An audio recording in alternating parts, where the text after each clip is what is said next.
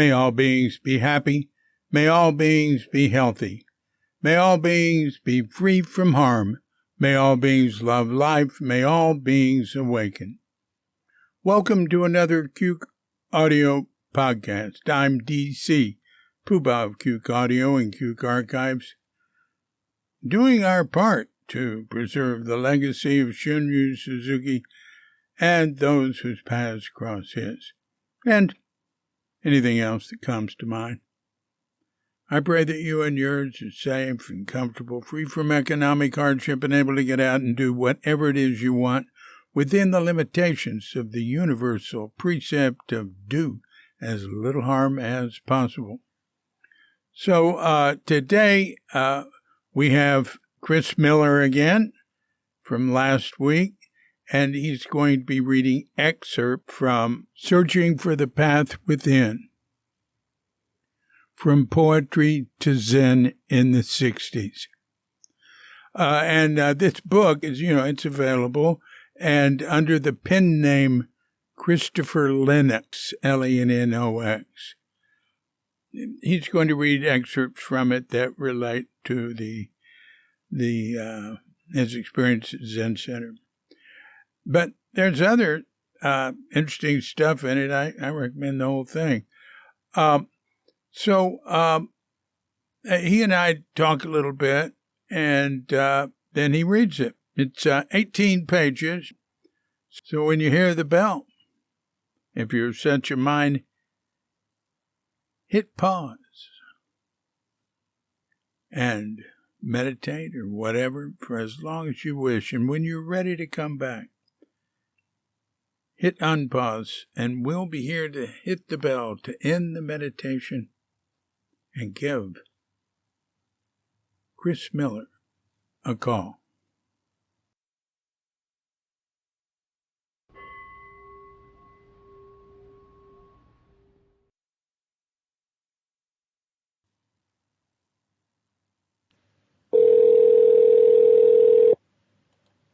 Hello. Hi there, Chris. Hey, David. How you doing? Pretty good. We've had some wild rain here last night. Really pouring. Where are you again? I'm in California, in the Bay Area, close to Berkeley. Yeah, right. El Cerrito. Yeah. Yeah, I keep hearing about the rain. And is there snow? There's snow up in the mountains, especially down around L.A. Yeah. Which is surrounded by mountains. I've snow up there. Yeah. They've had flooding. We haven't had anything except just 6 days a week of rain and 1 day of sun for the last month. Wow. Huh. And that's not typical because there's been a drought going on here for like 7 years. Yeah. So yeah. This is the other extreme. Well, I think we're headed into just more and more extremes. Yeah. Well, good luck. What's it like in Bali? Well, it's not, the climate hasn't changed that much. It's changed somewhat. We had a lot of rain this rainy season. But just what I've noticed is the climate change is hitting the poles the hardest, and the closer you are to the poles, that seems the more it's changing, and then that'll even out. And I think even though it's pretty nice here now, I think of course we're in greater danger in time.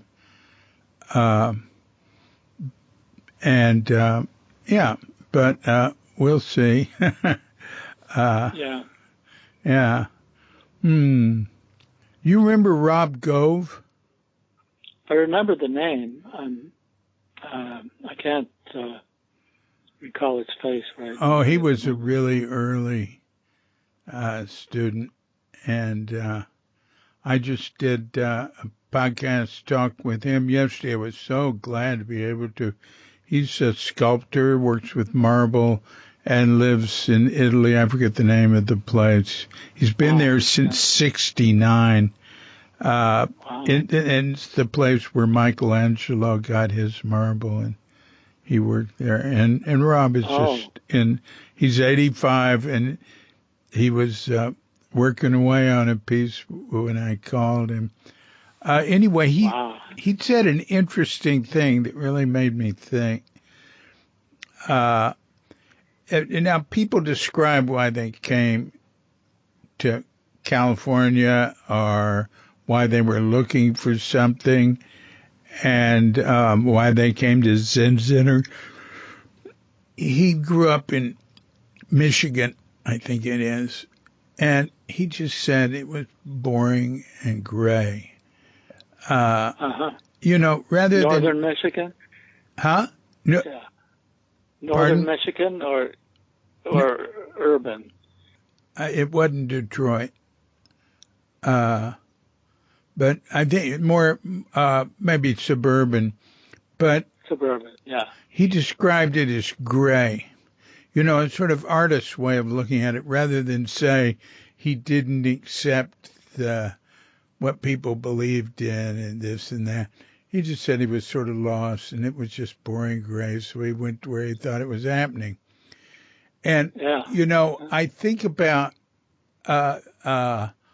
why so many of us, there was such were protesting the war, were, ready to just spend as much time as possible to dedicate our lives to, waking up, getting enlightened, and something like that.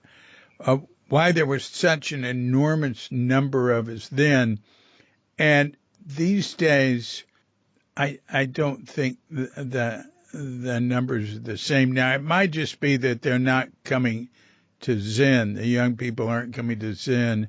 They might be going to other practices, like more into mindfulness and self-improvement stuff. But what then I started thinking about the gray, and I thought, well, there's so much available now. It's the money's not distributed as well. We were free, much more free back then to just take off. There was a much more equitable distribution of wealth. Things were just way more affordable. But also these days, there's so much available for people, and they get so caught up in social media and all sorts of media. I thought, well, that might be it. And I thought, I tend to think of things these days in terms of just, simplifying, meditation, just being still, being quiet, not trying to figure everything out and all that, and not having to look at everything that's coming my way. But anyway, I just thought about that. I just thought I'd mention that to you. But look, we agreed you would read to us today. Do you have anything you'd like to say before you read? Let's see. What I'm going to read is basically what you have on your website, with a little bit more editing. Yeah. I cut out a few things, and I added an epilogue, which is just like about half a page or so, about going back to Tassajara in 2019 to take a workshop called The Poetry of Awakening. It was Linda Hess and Kaz Tanahashi, or I'm not sure I have his last name right. That's right. But and it was great. We read Cold Mountain, Chinese poet, and what was his name? Anyway, an Indian Kabir. poet. Yeah, Kabir, right. And there was another one I was trying to think of, but Kabir was the main one, and Linda's an expert on that. Right. She did translations of that and played some tapes, and we wrote poetry in the workshop, and we listened to the tapes, and we read the Chinese poems and discussed Zen and poetry. So it was I enjoyed it. It was great, and it was also, I think I had been back to Tassajara before that, probably in the last 20 years, but it was just kind of moving for me. So I just wrote a little epilogue to this piece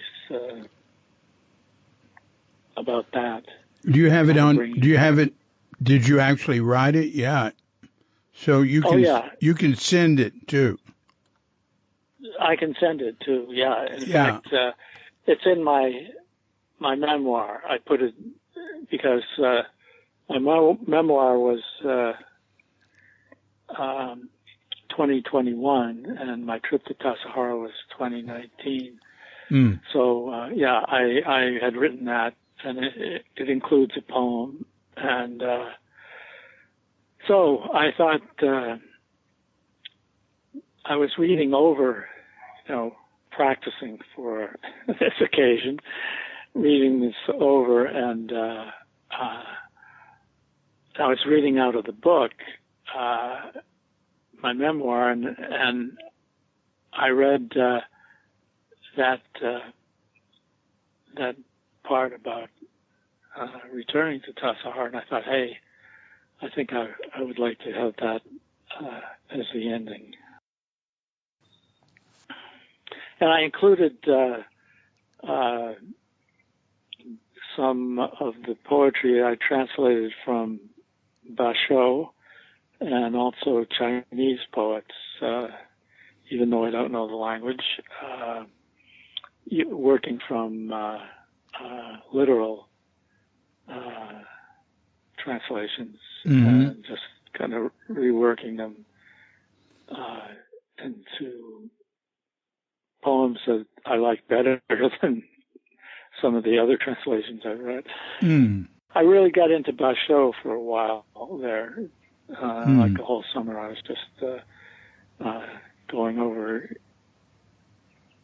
maybe about 200 of his poems in a book I had. I think it's called Basho and His Interpreters, where it really gives you, not only it gives you the Japanese and the romanization of the Japanese, and then it gives you the literal character by character translation without making complete sentences, but just, right. Each word like that. And then 2 pages of discussion about what Japanese critics and poets have said about what's going on in this poem. Now, all right, so let's hear it. Okay. So, These are excerpts from Searching for the Path Within, From Poetry to Zen in the 60s, my memoir available on Amazon under my pen name, Christopher Lennox. A taste of Zen, beginner's mind. This morning, a monk drinks tea in the quiet. A chrysanthemum blooms. By Sho. At Sakoji Temple in February 1967, I sat facing the wall on a round black stuffed cushion, a zafu, on a black quilted pad set on a thick straw mat, along with a row of my fellow meditators, also quietly sitting, practicing zazen. The silence was palpable, stirred only by the soft rhythm of breathing. As time inched on, the pain in my legs, crossed in half lotus position, grew worse. Then it eased as they gradually numbed. With thumbs touching and hands cupped in a symbolic gesture or mudra at the navel, my connection with the universe, I followed the instructions, counting each breath up to 10, then starting over again. Except most times I barely got to 4 or 5 before a bubbling stream of distracting thoughts swept me off into worlds of endless digression.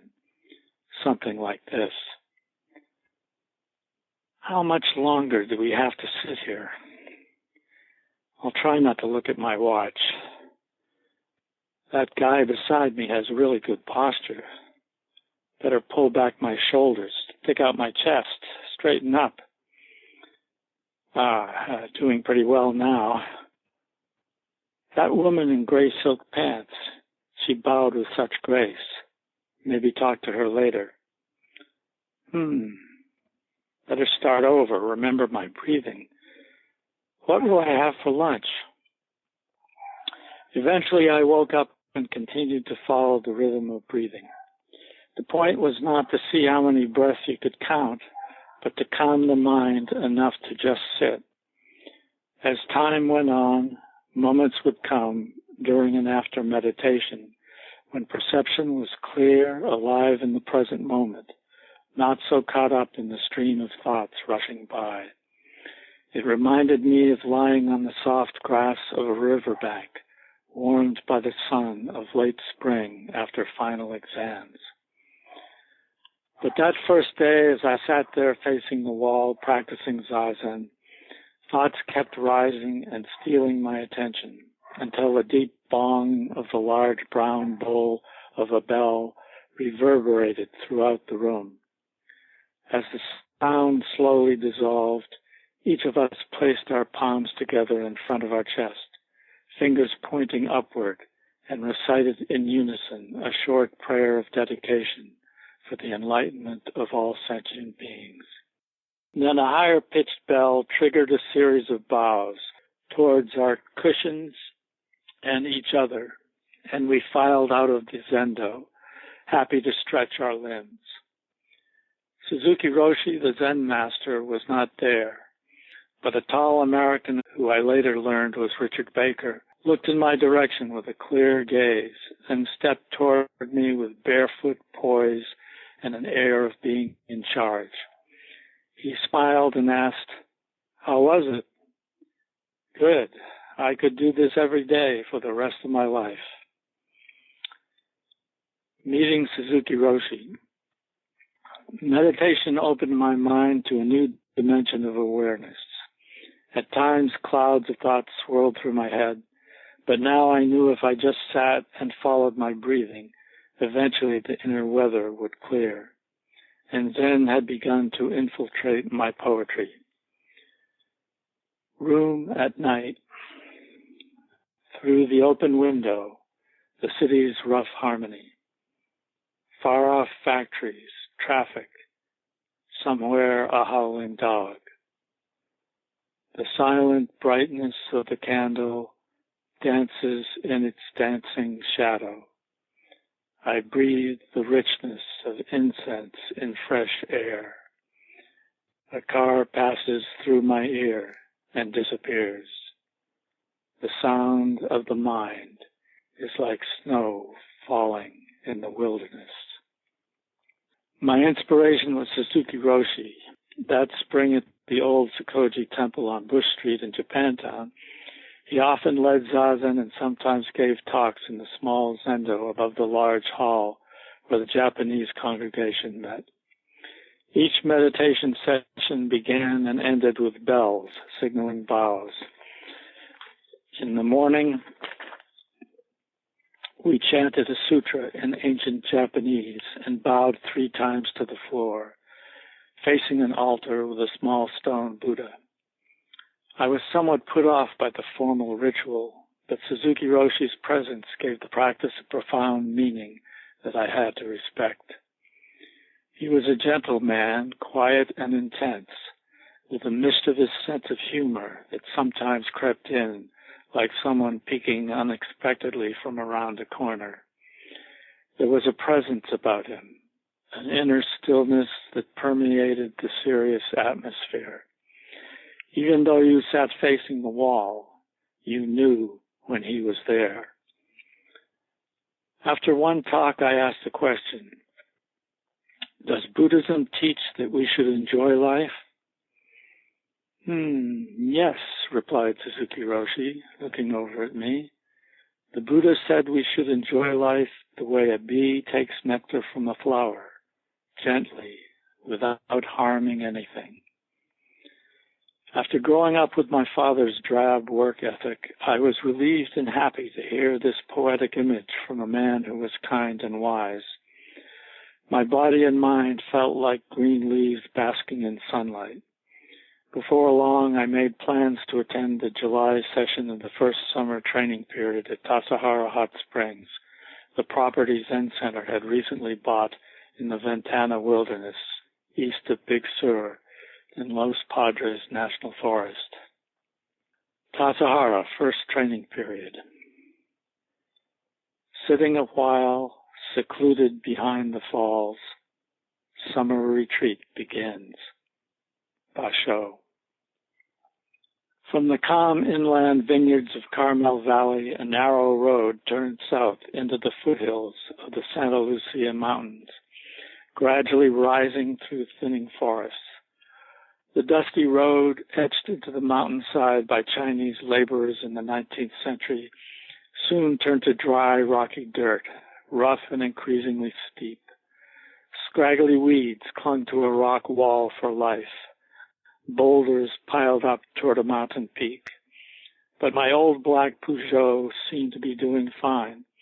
With its manual transmission, I could dig into low gear and grind up around the steep curves, winding through chaparral toward Chew's Ridge, past the cracked gray skeleton of a tree, to a rise where the view opened out over the rugged Ventana wilderness to a distant, wispy strip of the Pacific at Big Sur.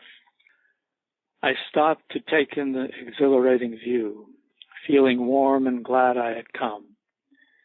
Then the real challenge began. The road dropped precipitously like a twisting roller coaster down into a deepening canyon. I used low gear to slow the car and save my brakes, but even so they overheated and began to slip. I had to pull over, stop, and let them cool. When I opened the door, stepped out, and looked over the narrow road's edge, below was a steep ravine, plummeting down to a patch of trees hiding a creek bed. Beginning to sweat in my T-shirt, I stood there by the car as the sun beat down. The air on my skin was hot and dry. I took a swig from my canteen. Beside the road, the tufts of grass were dried light brown. The air was clear. The rocks were warm. I had not seen another car since the road changed to dirt. It was not a good place for your car to break down. Luckily, the old Peugeot with its low gear got me deep into the canyon to the end of the road at Tassajara Hot Springs, a cluster of wood and stone buildings beside a rocky creek. A steep hillside led down to trees leaning over the stream that wove through jumbles of stones. To either side of the road were even steeper slopes of dry brush, a few bent trees and tangled vegetation. Serious-looking men and women, intent in T-shirts and shorts, walked around the courtyard and along the path toward the cabins beside the creek. I pulled into the dusty parking lot, turned off the ignition, and walked over to a door marked office. The training period was about to begin, and I joined a group of newly arrived, long-haired young men standing in the shade of a tree at the edge of the courtyard, discussing the first bit of guidance we'd been given. The Zen master, Suzuki Roshi, was not requiring us to shave our heads to fit the image of traditional Japanese monks, but he was asking men to cut their hair short, no more than the width of 2 fingers. Of course, there was no barber to do the job. A wiry guy with a rough-cut face said, "We might as well jump right in and shave our heads. That's the simplest thing to do." "The most dramatic, too," said a round-faced guy with a smile. "A way to express our commitment. And by the end of training period, our hair will grow back and still be short enough to comply with Roshi's request." "Better than getting a lousy haircut," said another, pulling on some strands of his hair as if to take their measure. And so we went down to the baths, and before long our group of once shaggy hippies looked like shaven-headed monks, by our own choice. Revisiting that time, I gathered a few memories of Suzuki Roshi at Tassajara and the San Francisco Center. Moments with Roshi. The Zen master is a gentleman in a thin robe who can move large stones with his hands. His light brush glides in a smooth circle of black ink on white rice paper. Around him, the air is clear. When he sits unmoved. At times, he lives in a canyon in Los Padres National Forest, where he shaves his head in a steaming hot spring. Students come from all over to study with him. What did they learn? Nothing special. Not always so. Things just as it is.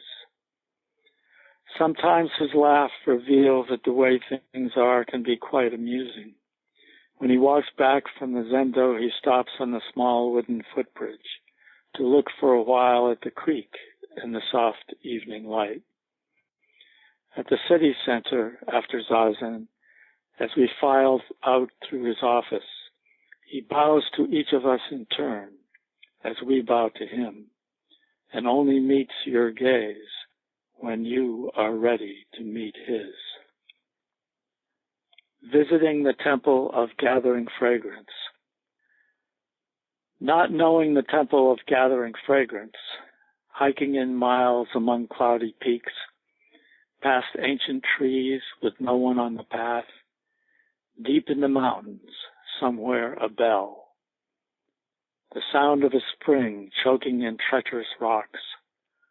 Afternoon sunlight cools in the shade of green pines. As evening sets in by the bend of an empty pool, sitting quietly tames the heart's poisonous dragon. Wang Wei. Practice at Tassajara. The first challenge was Tangaryo, the traditional sitting outside the temple gate for new students before being admitted to Zen monastic practice. In Japan, Tangaryo is 5 days or more. At Tassajara, it was reduced to 3. The bad news, it was all day from early in the morning to bedtime in the evening, sitting in the zendo with brief breaks only for eating and necessary visits to the bathroom. The good news, formal zazen posture was not required. You could shift your numb legs around or even stretch them out before resuming meditation posture. Tangaryo was a challenge I would have to accept. At least it was of limited duration, not physically impossible, and basically consisted of devoting all your energy to doing nothing. Hour after hour I looked at the wall, until the subtle patterns in the grain of the wood began to seem like faces of goblins, wise old women, and long-bearded men. More difficult was following the regular schedule day after day, from the 4:30 a.m. wake-up bell to 9:30 p.m. lights out. The lights were kerosene lamps, as Tassajara was far off the electrical grid. After the wake-up bell came the periodic talk of the Han, a square wooden plank hanging from a tree branch and inscribed with mysterious Chinese characters. It was hit with a wooden mallet at shortening intervals, culminating in a cascade of talks. You were due in the zendo by the end of the second round. Then Suzuki Roshi would arrive, holding a small polished wood staff upright before him, walking quietly behind the rows of students, sitting facing the wall, to take his seat on a low platform at the front of the hall, looking toward the meditating students, as did the stone Buddha statue on the altar behind him. Meditation began at the end of the third round, with the beating of a huge drum standing on thick wooden legs at the entrance to the zendo. 40-minute sessions of zazen alternated with kinhin, slow meditative walking, and morning service, chanting sutras, including the Heart Sutra, in Japanese and English, to the beat of the mokugyo, a large hollow carving of a squat writhing fish that produced a satisfying thump when hit with a padded mallet. Kan, Ji, Zai, Bo, Zatsu, Gyo, Jin, Han, Ya, Paramita, declaring that form is emptiness, emptiness is form, going beyond all concepts. Then, continuing to the zendo with no break, came silent breakfast, a ritually elaborate meal where during the chant each student unpacked his or her oryoki, a finely made set of 3 black lacquered bowls nestled inside each other and wrapped in a large white cloth napkin with utensils tucked in the knot at the top. When food was served one dish at a time by student waiters who strode down the aisle, holding the serving pots high, bowed to each student, and ladled rice, oatmeal, soup, beans, or vegetables into the appropriate bowl held out to receive them. After invoking the motivation to enlighten all sentient beings, we ate with quiet focus, knowing that we had to finish before the servers came back to give us tea and hot water to clean our bowls with a little padded stick that came with the kit. After more chanting and bowing, we finally filed out in our gray or black robes for a short break before a brief study period in the daily work meeting. As a new student, I was assigned various tasks, from clearing brush next to buildings for fire prevention to trapping flies. Walking down the trail, a sting on the back of my hand. A black fly bites. That summer, flies were everywhere, ubiquitous insects alighting on anything edible, from a speck of food on a wooden table to your own exposed flesh. It was excruciating to be sitting in the zendo, peacefully breathing, becoming aware of tiny feet trickling across your cheek in little fits and starts, crawling toward the eaves of your nose. So a group effort was needed. During afternoon break, a row of Zen students marched from one end of the zendo, flapping towels, herding the flies toward the open doors and hopefully out. It was not perfect, but when done every day, made a difference. Flies on our food were a health hazard. There are mothers and children here, someone said. So I was assigned to tend the traps to capture and poison the flies in large glass jars. Wearing gloves, I emptied the jars of fly carcasses, which I buried in the dirt, and hung the jars with their bits of meat bait back on the wires. I felt irony and ambivalence. Here I was at a Buddhist training center, following orders to exterminate tiny sentient beings, however annoying they might be. Why was I being asked to kill as part of Buddhist practice? Were they really an insidious threat to our health, or just a pesky pest to our peace of mind? Being an exterminator made me uncomfortable, but for health we had to be practical. The best I could do was learn to live with the paradox. So I said a prayer for the flies. Once I was working with Philip, built like a heavyweight boxer, who I'd heard played the role of captain of the guards in Planet of the Apes. We were carrying a wooden bed frame, and I bumped it slightly against a stone wall. The bed can feel that, he said, even though we weren't supposed to talk during work period unless really necessary. What do you mean? It's not a sentient being. The whole world is a sentient being. I mulled that over for days. Did he mean that boundless sentience permeates the universe? After 3 hours of work, it was time for midday zazen, followed by ritual lunch and a 40-minute break before afternoon work period, punctuated by a short tea break, then more work in the hot sun until zazen, service, and ritual supper, often leftovers from previous meals. The day concluded with an evening break, and then zazen again before retiring. When Suzuki Roshi was there, he sometimes gave a talk that showed a different way to look at things. When a student expressed difficulty following the rules, Suzuki Roshi said the rules were like graph paper. When you have difficulty with a rule, it points to where you are in your practice. In Zen mind, beginner's mind, he explained Shoshaku Jushaku, a saying of the great Japanese master Dogen Zenji that Roshi translated as one continuous mistake. Zen practice could be seen as years of one mistake after the other, meaning years of single-minded effort. In our very imperfections, we find the basis for our way-seeking mind. The mistakes we make tell us what we need to work on. Difficulties are part of the path.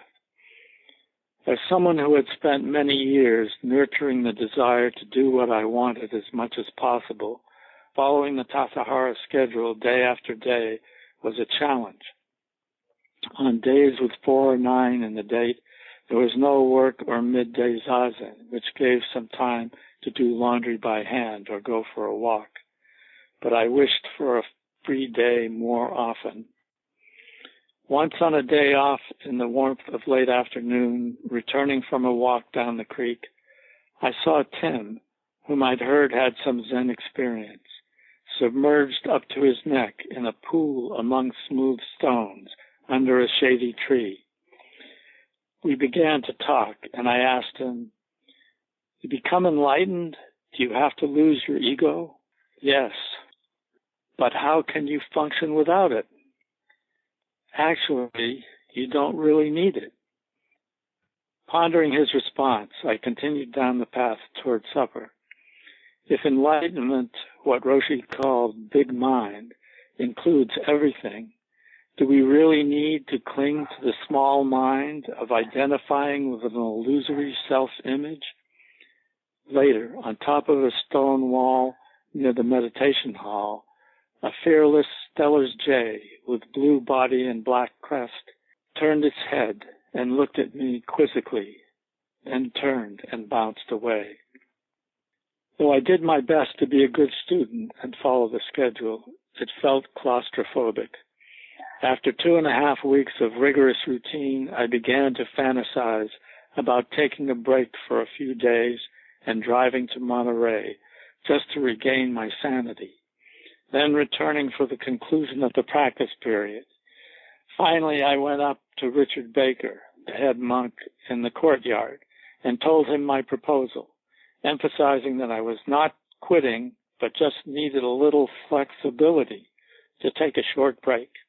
He looked at me with a steady gaze. "Zen is not for everyone," he said. After thinking it over, I decided to stay and tough it out. Actually, it got easier after that. Maybe confronting Richard lit a little steam out of the pressure cooker. By the time we reached the 4-day intensive session, all-day practice, for those who were leaving at the end of the month, I was energized for a strong finish.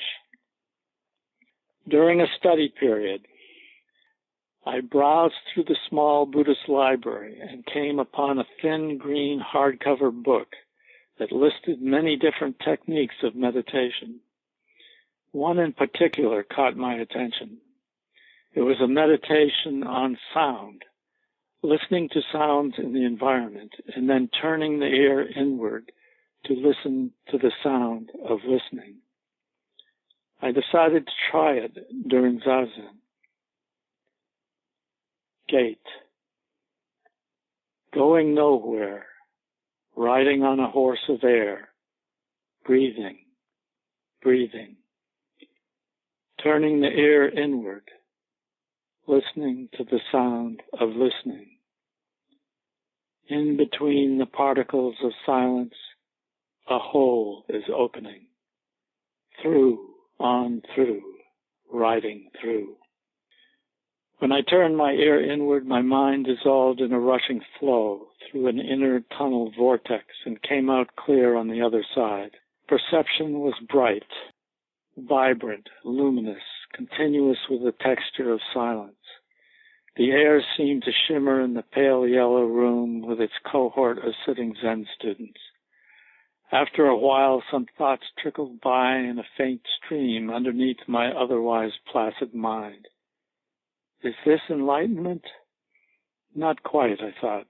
This flickering doubt shows that.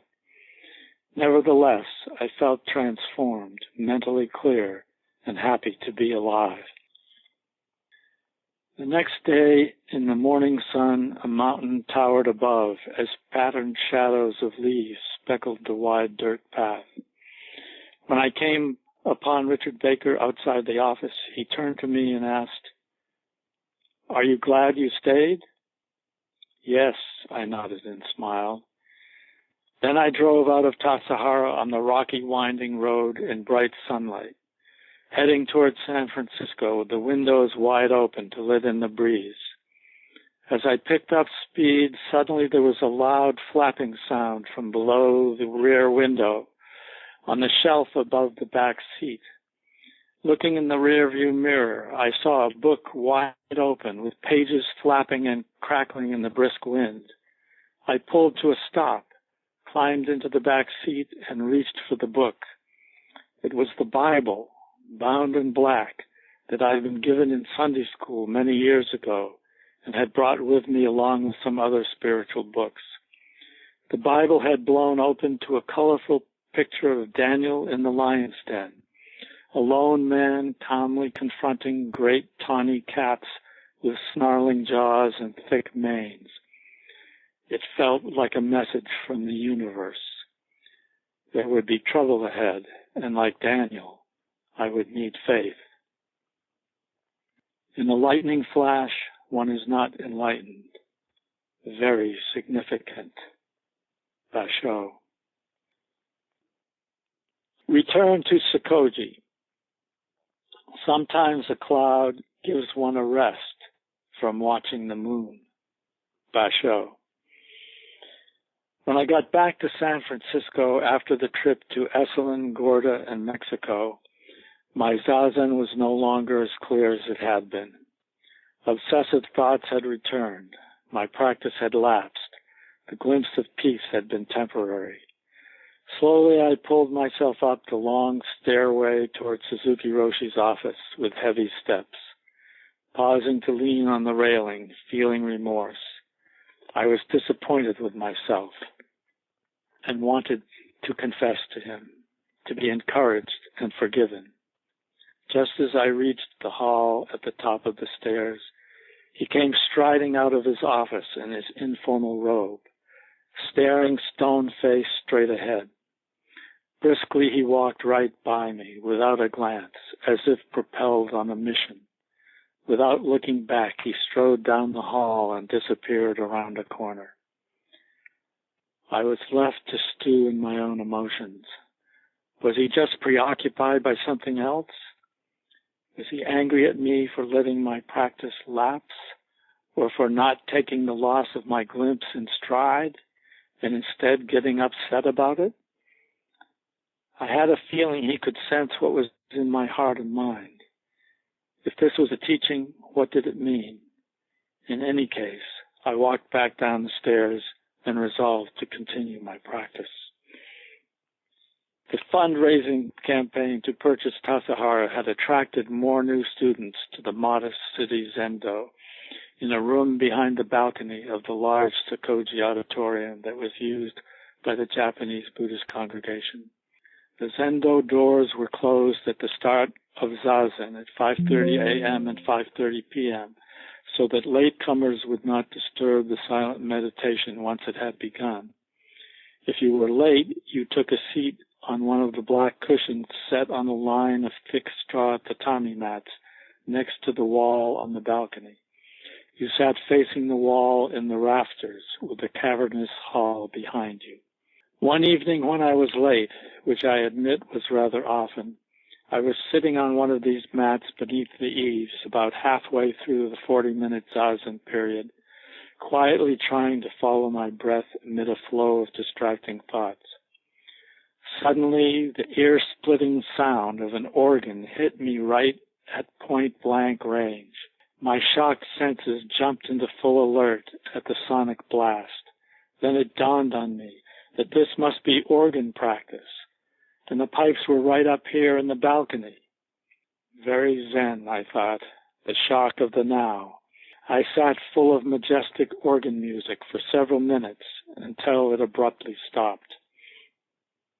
When Suzuki Roshi got angry, it came like the blast of that organ and dissolved without a trace. Once at morning zazen, he was making his usual rounds, walking ceremoniously behind the row of students sitting facing the wall, holding his polished wooden stick upright before him.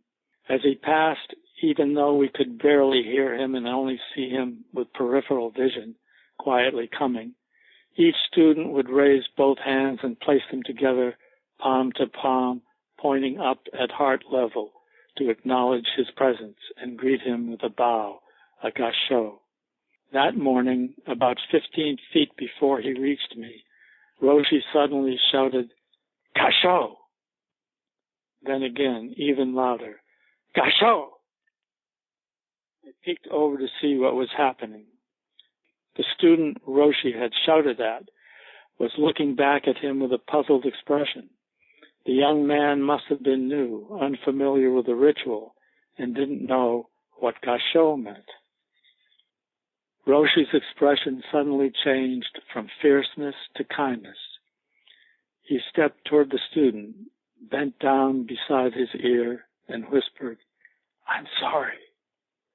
I was touched by his sudden complete change from anger to compassionate, caring presence. A spiritual struggle. I threw myself into Zen Center's December sesshin, physically, mentally, and emotionally. I wanted to make up for my lack of follow-through after my experience at Tassajara by conjuring up another spiritual breakthrough to release me from suffering. Following the demanding schedule with passionate intensity, I gathered up all my frustration and practiced out of desperation, completely ignoring my teacher's instruction to practice with no gaining idea. This all-out assault on, quote, enlightenment, unquote, came to a head during the final day's meditation. Practicing with utmost intensity, I sat stock still until my body began to shiver. Soon I was convulsed with a wave of emotion, my arms and legs shaking, my face breaking into a grimace. I looked toward Suzuki Roshi at the front of the room. He sat there calmly and patiently, seemingly unconcerned. Weathering the emotional storm, I made it through the concluding ritual and dedication. After we filed out of the zendo, a small group of students gathered around me. Taylor, who I knew had a profound experience at the July sesshin that summer at Tassajara, asked, "Was it Kensho?" In truth, I didn't know what it was, but I wanted so much for it to be a glimpse of enlightenment that I looked down and nodded yes. Roshi does it every time, said Taylor, as if welcoming me to the club. Then I realized that despite its emotional power, my meltdown was brought on by forceful striving for enlightenment and lacked the insight of expanded awareness of my glimpse at Tassajara. I felt ashamed that my answer was not really true. Grasping at my previous experience had not brought it back, no matter how intensely I threw myself into it. Now at least I could see the way forward, to practice with patience and no gaining idea. Intensive training. View from the great peak. The ancient sacred mountain, what is it like? To north and south the greenery never ends, creating intense and mysterious beauty, shadow and sunlight split at dusk and dawn. Breathing hard, emerging from a layer of clouds, eyes opened wide at returning birds. The only way is to climb to the very top. Then all the other mountains will look small. Du Fu. No longer driving my old Peugeot, in the summer of 1970, I returned to Zen Mountain Center at Tassajara Hot Springs for further intensive training. If I'd flown in a helicopter and looked east from above Big Sur, I might have seen the rough-hewn ridges of the Santa Lucia Range rising 6,000 feet to Junipero Serra Peak, above a rocky corrugated landscape of mountains and canyons. But I was riding in the back of a four-wheel drive Dodge Power Wagon, rumbling along the bumpy, winding dirt road over Chews Ridge towards Tassajara Canyon, hidden deep in the midst of wilderness peaks, its location reflecting the profound practice of Zen. Teachings on the Sandokai. The last two lines of the Sandokai, an ancient and melodiously rhythmic poem by the master Sakito that we chanted each morning, were similar to those carved on the Han, the wooden board hanging outside the zendo, hit with a mallet in a gathering rhythm to summon us all to sit zazen. Both urged us, in view of impermanence, not to spend our time in vain. When I returned to Tassajara, Suzuki Roshi was completing a series of teachings on this seemingly paradoxical text, which he referred to in English as oneness of one and many, understood as one whole being that includes everything. During one talk, Roshi stood pointing to a line on the portable blackboard in the gray stone zendo, leaning forward in his robe with his face alight. Hearing the words, understand the meaning. If we focus on a finger pointing at the moon, we won't see the moon itself. That made sense. The harder part came next, when he said that at Tassajara we should follow Tassajara's rules, not make up our own. The rules are not the point, but they point to the real teaching. I remembered Roshi had said that rules were like graph paper. The lines show you where you are and what you need to work on. I resolved to try. I would do my best to follow the Tassajara schedule and learn from my encounters with the rules. Suzuki Roshi's final talk on the Sandokai was a real lesson for me about grasping after enlightenment, which had been a problem, especially after my first training period. Practice is not a matter of far or near. When you strive to attain enlightenment, you think you are far away from it or getting near to it. But enlightenment is right where you are.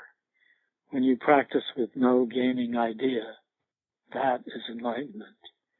How to give up attachment to a goal and yet keep going. The key seemed to be keep going in the right direction. The reckoning. To be ordained or not, that was the question.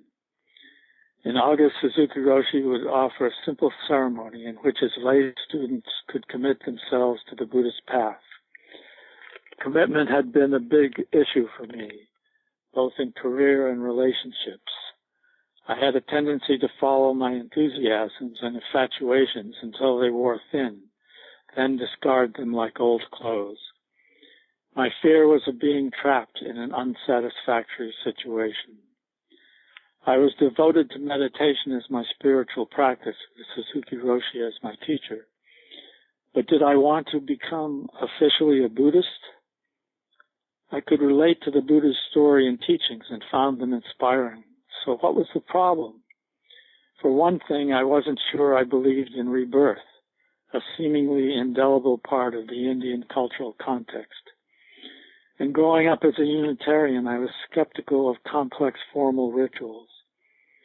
But Zen did not seem to emphasize belief in rebirth, and its rituals, while formal and somewhat austere, were quite elegant. The main point in Zen was the practice, both sitting in Zazen and maintaining the presence of awareness in daily life. So what was holding me back? I requested an interview to see if that could help resolve my doubts.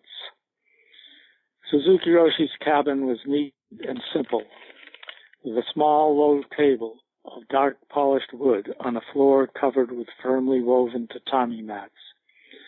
A striking example of Zen calligraphy hung on the wall.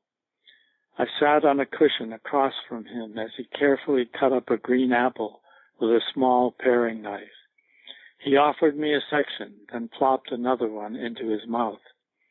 After we each had a piece of the sweet, crunchy fruit, he asked, "How are you doing?" "I have a problem. I'd like to take lay ordination, but I'm not sure I'm really a Buddhist." I explained my various reservations. Roshi paused to finish chewing another slice of the apple. Then he said, "Why not go ahead and get ordained? If you ever have any regrets, you can blame me." And he smiled like a fellow conspirator. "Okay," I said with relief. The next day I joined a group of students, each learning to sew a rakshu, a dark blue scale model of the Buddha's robe, about a foot square, sewn together with invisible stitches, which is worn like a bib around the neck of an ordained layperson in the zendo and on ceremonial occasions. Roshi's wife, Oku-san in Japanese, was the patient instructor. Contrary to my expectations, I actually liked learning to carefully sew with stitches so precisely hidden behind the turns of the cloth they could not be seen. Failing to master the art of monastic living. Despite my appreciation for the elegance of formal Zen rituals, I still felt rebellious when I thought they were too rigid or restrictive. For example, we had to finish eating before the hot water for cleaning was poured in our bowls, and the time allowed was never enough, meaning we had to chew vigorously and not take too much food. The point may have been to discourage daydreaming, but only allowing about 5 or 10 minutes for actually eating seemed overly strict. Once my medium-sized bowl was still full of beans when the hot water servers came striding down the aisle. Beans need to be chewed, and there was no way to finish in time. Rather than panic, I carefully picked up the red and black lacquered bowl brimful of beans and placed it on the straw mat beside and behind me, taking it out of action. After completing the ritual without it, I reached down and picked up the full bowl and held it perched on the fingers of both hands like an offering, raising it slightly when I dipped my head to bow, then held it up with defiant concentration as we walked out the old stone zendo into single file, as we walked out of the old stone zendo in single file. Outside, I sat down on a wooden bench and ate my beans, glad to find a way out of the bind. Formality got even stricter when Tatsugami Roshi, the former master of ritual at a Heiji monastery in Japan, came to lead our training periods with a suspected mission of shaping things up. Tatsugami Roshi was built like a heavyweight wrestler. He looked tough as Sitting Bull, with a face like crushed rock. When his solid presence entered the Zendo, it was clear he could not be pushed around. His specialty was ritual discipline. He spoke in brief grunts and staccato Japanese sentences. All told, Tatsugami Roshi was the perfect target for my authority figure projections. All told, Tatsugami Roshi was the perfect target for my authority figure projections. And maybe because of that, I kind of liked him. When I was assigned to make the ritual offering, he was sitting on the platform in front of the altar like a block of stone. I stood at the back of the hall with a dark red cup of special green tea on a black lacquer tray, held head high with the fingers of both hands, awaiting the moment in the chant when I would walk forward ceremoniously and place it carefully upon the altar.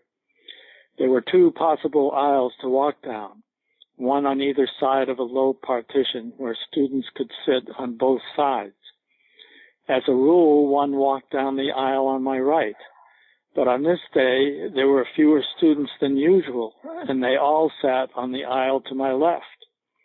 Should I adapt the situation and walk down the aisle where everyone was sitting, or follow the right side convention even though no one was there? I chose to adapt and began my stately walk on the left past the group of students. Suddenly a burst of unintelligible Japanese shot like a bark from the motionless Tatsugami Roshi, and I knew I'd picked wrong. I stopped, embarrassed, but maintaining the stately pose, turned around and returned to the back of the hall, then began again on the right, striding slowly past the empty seats to place the ritual offering on the right side of the altar where it belonged. No one criticized me about this mistake, maybe because the correction was immediate and nothing more needed to be said. But to me, it stood for 2 different approaches to life: creative adaptation to the present situation versus strict adherence to tradition. My heart was with creative adaptation, and Tatsugami Roshi, in his shaved head and robes, was the imposing enforcer of tradition.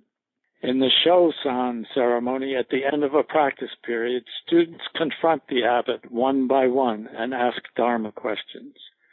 Possessed by a reckless impulse inspired by a few Zen stories, when my turn came, I walked up to Tatsugami Roshi and expressed my pent-up frustration by shouting as loud as I could in his face, "Ah!" His head moved back slightly, absorbing the sonic impact. Then, with a half-smile, he said calmly, "Take it easy. Practice in the dark. Secretly at night, a worm under the moonlight bores into a chestnut." Basho. It was a custom at Tassajara that every night one student slept in the Zendo as an informal guardian.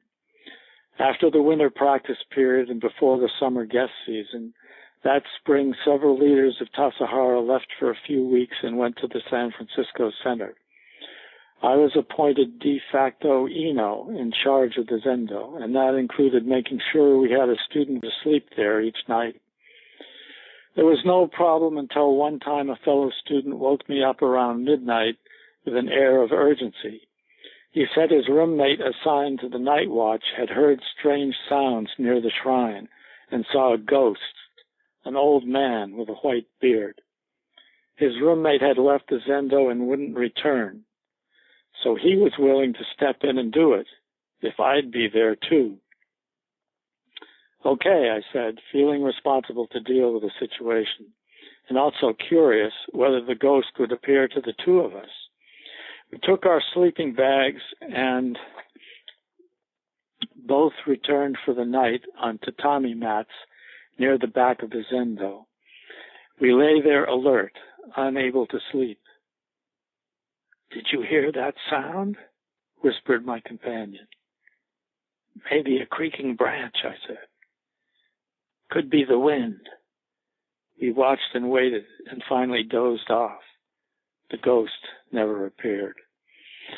But something did happen later in June when I was on duty guarding the hot spring baths. People from off-site sometimes tried to sneak into the baths at night. I decided to sleep on the narrow wooden bridge across the creek that led to the entrance, a way to make sure that no one got through. As I slept very soundly on the well-fitted planks of the ark, suddenly something came crushing down on me, and I woke up shouting, "Ah!" as I leaped up grabbing a stranger who had just stepped on my chest. We shared a moment of fear that dissolved when we saw what had happened. The young man was apologetic. "I'm sorry, I didn't see you." I escorted him and his friends back to the office, and they left before dawn, as the sound of the Han, in a gradually quickening rhythm, summoned all beings to morning zazen. Late summer. At the Deer Park. Empty mountains, no one to be seen. But here, the echo of someone's voice. Returning sunlight enters this deep forest and shines again rising upon the green moss. Wang Wei. We knew Suzuki Roshi had bouts of poor health for a while. The past 2 winters he had severe flu, and in March his gallbladder was removed. When he was well, he came back to Tassajara to teach and work with renewed energy. He loved it there, immersed in nature among his students, where intensive Zen practice found a home. One day in late summer, he gave a brief, unscheduled talk in the Zendo. Sitting in front, near the altar, he suddenly got up from his cushion, took a few steps across the platform, and stood beside the shrine. He said he would like to live 10 more years to complete his work. Then he paused and said in a strong, heartfelt voice, "I want disciples who will follow me through life and death." I was moved and a bit shocked at the impact of what he was saying. I wanted him to live at least 10 more years, but something about the way he spoke implied that he might leave sooner. In my cabin, I had a small wooden incense box with a Chinese character stamped on the cover. I thought it meant long life, but was not completely sure. Later that afternoon, I went to Suzuki Roshi's cabin, showed him the wooden cover with the Chinese character, and asked what it meant. He looked at it and said, "Long life." "It's for you," I managed to say, and gave it to him. He smiled ruefully and nodded. "Thank you very much." Farewell. As autumn years, farewell. As autumn nears, our hearts draw together in a small tea room. Basho. It was a day off, and I was doing my laundry by hand in a big galvanized basin. For the first time, I washed my rakusu and was dismayed to find Suzuki Roshi's brushwork and seal on the back were beginning to fade, as I'd feared. Just then, Roshi himself walked past on the dirt road. "What shall I do if your writing on my rakusu disappears?" I asked him in consternation. "You just try to make it disappear," he said with a grin as he walked by. That fall, we learned Suzuki Roshi had cancer, and by late November, his condition was dire. Many of his students assembled in San Francisco for the transmission ceremony to install Richard Baker as the new abbot of Zen Center. The hall was crowded with students and teachers in formal black robes. All waited in silence until, in the hush, the sound of a staff hitting the floor, the rings on its handle jingling, came from the hall, and Suzuki Roshi entered. He was barely able to walk, his skin dark brown, his body emaciated, bravely striking his staff to the floor with each step, as his Dharma air followed behind, Sadness pervaded the crowd in black robes, written on every face. Later I learned that when Suzuki Roshi was in bed shortly before he died, Richard asked him where they would meet. Roshi raised his arm and, extending his finger, moved his hand in a wide circle, embracing the universe, then placed his palms together, fingers upward, and bowed. Suzuki Roshi was a spiritual father to me. It felt too soon to lose him, yet this was his teaching. We must find our own way to go on. Reflections at dusk. Black branches break up the moon. Down in the stream, the pieces are dancing together. Epilogue. Listening. 52 years after I first went to Tassajara, I came back to rediscover what I found there and how it transformed my life. In a workshop on the poetry of awakening, we read poets like Cold Mountain and Kabir, who expressed the path beyond words and did it with writing and singing to point the way. Each evening in the wilderness canyon, walking back through the trees to my cabin beside the creek, I heard the sound of innumerable crickets making together the infinite music of nature, reminding me that my deeper self is not just an image to identify with, but a continuous flow of vivid awareness beyond any attempt to label or grasp. Music of the night. Crickets every evening in this forest canyon. Invisible jazz musicians listen to each other, weaving dark reverberations much bigger than we know. I'm lost in a thicket of music, a jungle of complex rhythms, repeating yet not repeating, filling space with oscillations that can't be grasped. Sisters and brothers listen to the crickets, jam their mysterious song as down below the rushing creek flows on through heavy stones. The afternoon before leaving, I climbed up the hillside to Suzuki Roshi's rugged memorial stone and bowed 3 times to the ultimate ground. Wow. Yeah, that's good. That's really good. I really liked it. Well, thank you. Yeah. A lot of good stuff in there. The first part has a lot of material that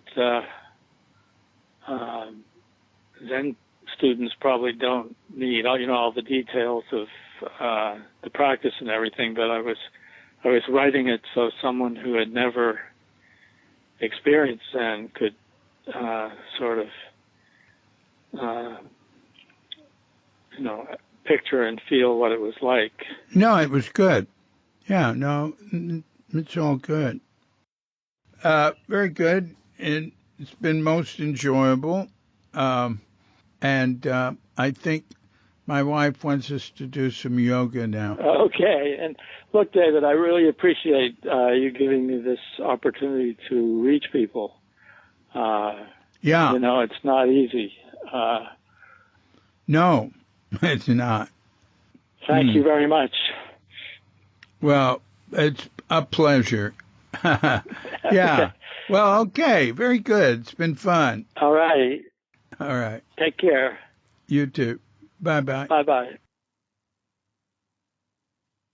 Well, thanks a lot, Chris. That's neat.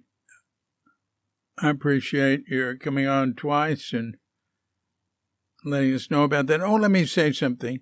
When we talk about the weather back then, this was March 24th when we had that talk. So it's over 2 months ago since when this is going up.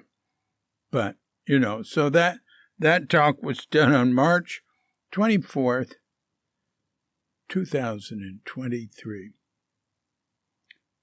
Okay. This has been a audio podcast. I'm DC Pooba of Cuke Audio and Cuke Archives, coming to you from Sleepy Sanur with Doggett Bandita, guest Doggett Boom Boo, and dear lovely Katrinka. And we're wishing you and yours and all of us a grand awakening.